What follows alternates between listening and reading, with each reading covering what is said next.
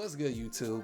It's your boy EazyDubsTv, and I'm back at it with another banger, man. If you're new to the channel, make sure to hit that subscribe button, as we are on the road to 13k subs, and I can't do it without you, gang. As the time of the recording of this video, we are currently only 75 subscribers away, so make sure that you go ahead and turn on post notifications as well, so you don't miss out on any of the daily content, and make sure to hit that like button so YouTube will share the video out to more people.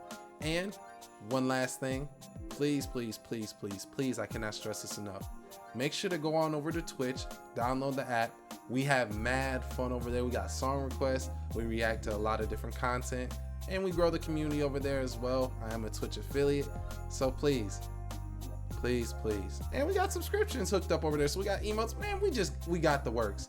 At least do me a favor, download Twitch if you haven't, or if you have a Twitch, swing on over, type in EazyDubsTv, spell the same exact way as my YouTube, and make sure to drop that follow. But without further ado, let's go ahead and get into it. So yesterday, I dropped the best shooting badges in NBA 2K23 as of Season 3, and the day prior, I dropped the best defensive badges in Season 3 of NBA 2K23. So for today, we got the playmaking badges. Now, it's going to be a little controversial. Everybody always has their own opinion, and as always, make sure to drop your opinion down in the comment section. I do read them, I do check them out, because I do want to hear what you guys have to say.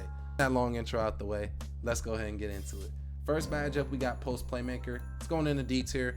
It doesn't really fit the meta. Most people are using poppers now, and even if it is like a traditional inside center, a lot of the times, given the fact of how like people can try to block your shot, and if you try to pass, it's getting deflected anyways, it's not really a real valuable badge to be running. I mean, you can use badge points on something completely different, and if you are trying to utilize this, I mean, 9 times out of 10, most big men, if they even have any passing badges, I think post playmaker, if I'm not mistaken, could be a tier 3 badge. I know it's not a tier 1. Yeah, I'm pretty sure it's a tier 3, so it's not really worth running over badges like dimer or even like bailout. So I'm gonna put post playmaker into D tier. Next is needle threader. It's going into B tier. Needle threader gives you the ability to really weave your passes in between defenders, and given the fact that everybody has a high interceptor, normally people have it on silver because silver is really good, but Hall of Fame is even better. Needle threader can come in very useful, especially if you are the PG and you find yourself in situations where you're getting trapped a lot. Needle threader is going to help you get those passes through there. So I'm putting it into the B tier. Now, this is my favorite badge. Spoiler alert. I love special delivery. I'm putting it in the A tier. I'm not crazy going to put it in the S because it's not something that you necessarily need. But I love special delivery. And I have to explain this to people because I don't think it registers. If you read the actual description of this badge, it allows you to not only make the flashy passes or to throw lobs, but it makes it easier for whoever is catching them to receive it. So if you have this badge on like gold or Hall of Fame, it's gonna expand the green window as far as like with alley-oops, and then as far as the animations of actually them catching the ball with a catch and shoot, it's gonna make it that much more easier and more smooth versus a person who doesn't run it at all. Because even if that pass gets to that person, they're gonna get a load up animation because you don't have that badge on. So I love this because, you know, I don't mind passing the ball, and when I do, I like to add some pizzazz to it because it makes the defense that much more mad. So I'm putting special delivery in the A tier. Next, we got vice grip. Vice grip is gonna go A tier. Reason being is because a lot of people love to spam and spam heavy, and even if you get the ball, rather it's like you catch it, people can smack it out of your hand, or if you get a loose ball, someone can come by and rip it. It's like vice grip, you really can't go wrong with it. Honestly, I'm gonna put it in high B tier. I think it's gonna probably be my top badge in B tier. I wouldn't necessarily say it's A tier because I don't run vice grip, but I can understand the use and I know how it's utilized and how valuable it actually is. Especially if you're a big man and you find yourself in situations where you have the ball, they're gonna try to spam you because they just assume you don't have any type of ball handle. Most big men don't. So vice grip is going to be a badge that you're really going to want to put on. So vice grip for me is going to be leading the way for right now in B tier, and I think I'm about 95% certain that it's going to be leading the way at the end of all this. Next is floor general. I'm honestly going to put it in C tier. The reason why I'm putting floor general in C tier is because you don't need it at all. Running in on bronze gives you a +1, running in on silver +2, gold 3, and Hall of Fame 4. And for you to even get the effect of floor general, someone else has to be running it at the same tier as you or higher. So floor general is not going to be a badge unless you really have playmaking badges to waste like that. I would never run floor general. I would run dimer before I run floor general, just because of the boost that dimer gives you. And speaking of dimer, I'm putting it in ST. Well,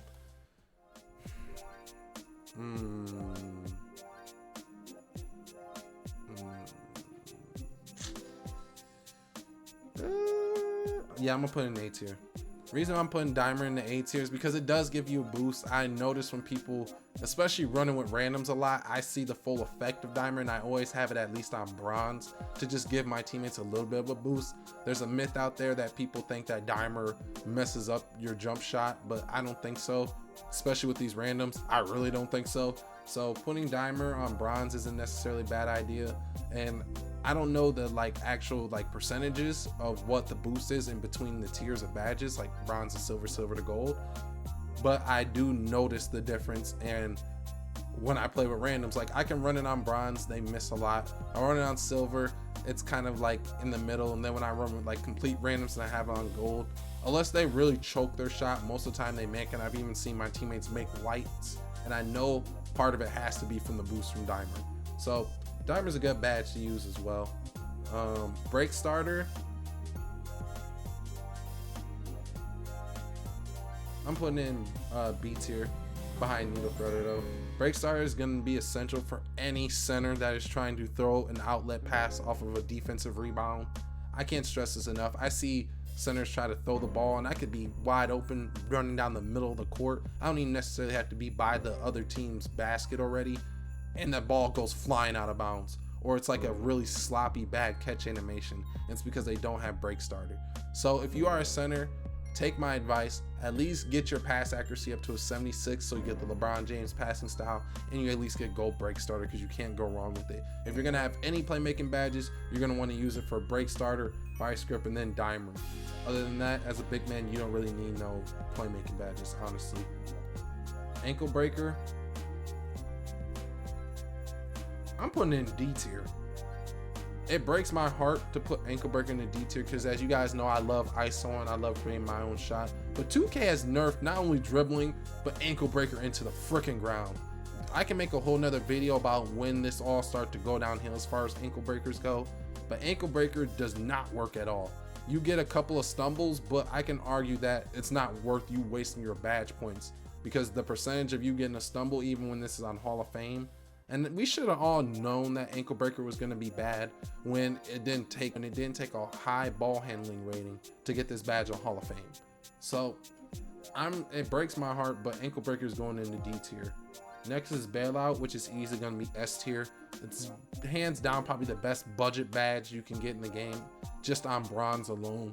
The crap that I see people throw out of, whether it's a fade, a dunk, a layup, a three, is freaking ridiculous. And I know it's because of bailout, because if you try throwing it without bailout, what easily happens is that the ball goes out of bounds. So you see your teammates will like literally smack the ball with their hands as if they can catch it, but then 2K is like, no, he didn't have bailout, so it flies out of their hand and it's your turnover. Bailout is a good badge, so automatically I'm putting it up into S tier. Next is hyperdrive. Hyperdrive I'm putting into A tier. Not a necessity as far as badges go. I mean, I love hyperdrive. I'm a dribbler at the end of the day, so I utilize especially my behind the back moves, and then I spin back. So hyperdrive is going to be up there for me. But when I've seen dribblers, they don't necessarily always have hyperdrive on a super high level, even though they might be able to get on Hall of Fame, because a lot of people go for that 92 as far as guards go. So for me, just because it's my favorite and I utilize the badge a lot, and I see the versatility in the badge that can be used especially for slashers and things like that, or that move going towards the rim, it's going into high A tier for me right now, and I'm gonna put it above dimer and special delivery. Next is quick first step. It's essential, S tier. If you call yourself trying to make any type of shot for yourself, you have to have quick first step. It's self-explanatory, and getting it, the higher the better. I don't really see a big difference between bronze to silver, but that gold to Hall of Fame difference is huge. So definitely quick first step is going into S tier. It's not even that really debatable. Next is unpluckable, S tier. Given the meta of the game, everybody has a 99 steal. You're gonna want at least gold unpluckable if you call yourself making any type of shot for yourself, because people are just gonna run up and pluck you regardless if you don't have it. And even with gold, sometimes you're still gonna get plucked. I wouldn't necessarily push the Hall of Fame unless your build is small and you find a way to work the stats, but just given how the game works in the meta, you don't really necessarily need on Hall of Fame. The majority of the community is rocking this badge on gold, and it's hand down an S tier badge. Next is Mismatch Expert. It's gonna go into C tier. I can see I can see where this badge would be utilized, especially if you're on a smaller build, but even on the small builds, this is like a tier 3 badge and you're not gonna necessarily ever put this badge on, but I can see where it is useful at. So I'm gonna put it in the C tier. I'm gonna put it behind Floor General because Floor General, you know, obviously those stats hit you automatically whenever like that player's on the floor with Floor General, whereas Mismatch Expert is more situational based. Next is gonna be Killer Combos, and I'm gonna put it high up. Yeah, I'm gonna put Killer Combos in the high A tier, right in front of Hyperdrive. Killer Combos is a nice badge to have, especially like if you ISO. Who doesn't want to have their, you know, dribble moves look faster? And then not to mention, tight handles has been like merged in to quick chain to make Killer Combos. So it's a badge that really is an ISO guy's best friend. But at the same time, I wouldn't necessarily say it's S tier because I have used badges, especially when I'm grinding badges, playing in the rec. And I didn't have Killer Combos, or I had it on bronze, and it wasn't the end all be all, but having it on gold is really nice. So I'm gonna put Killer Combos leading the way in the A tier for right now. Do I move Special Delivery down to B? Yeah, it's my favorite badge, but I'll put it in the B. I'll put it in the B. So don't go too crazy. Y'all already know y'all gotta stay locked in throughout the whole video to see where I finally put all the badges at the very end. Handles for days. I'm gonna move this actually. I'm gonna actually move Needle Threader down into C because it's more situational based, whereas Break Starter, I'm gonna do it like this. Yeah, that makes sense. Handles for days, I'm gonna put in the B tier. I don't use handles for days at all. I know that there's people that swear by it and probably have it on bronze or silver for most people, unless you made a really weird build and you get it on like gold or Hall of Fame. But most of the community rocks this on silver. I don't use it at all. Reason being is because when I'm tired, most of the time I've created enough space where I can take a shot, and it's gonna be more of an amp type of thing versus me dribbling while I'm tired and then trying to still create a shot. And like, you know how adrenaline works, so I don't necessarily find myself really ever using handles for days. I can't see myself ever needing to use handles for days. So I'm gonna put it in the high B tier just because I know a good chunk of the community swears by this badge, but I don't use it at all. In my personal opinion, you don't really need the badge.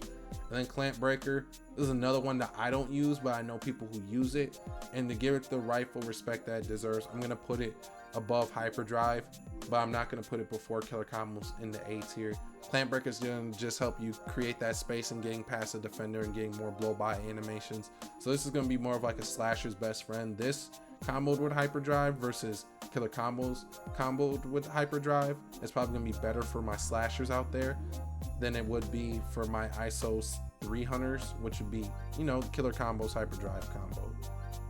Man, I said combos a lot. Sorry if I confused anybody. If you're more of a 3 hunting type of person, then Killer Combos and Hyperdrive is gonna be your way to go. But if you're looking more to get downhill, then you're gonna want to use Clamp Breaker and Hyperdrive. But I'm gonna go over the whole tier list now. So leading the way in S tier with no surprises, Bailout, Quick First Step, and then Unpluckable. Leading the way in A tier is gonna be your Killer Combos, then it's Clamp Breaker, Hyperdrive, and Dimer. B tier is gonna be Handles for Days, Vice Grip, Special Delivery, and then Break Starter. C tier is gonna be Needle Threader, Floor Journal, and then Mismatch Expert. And then sadly in D tier is gonna be Ankle Breaker and then Post Playmaker.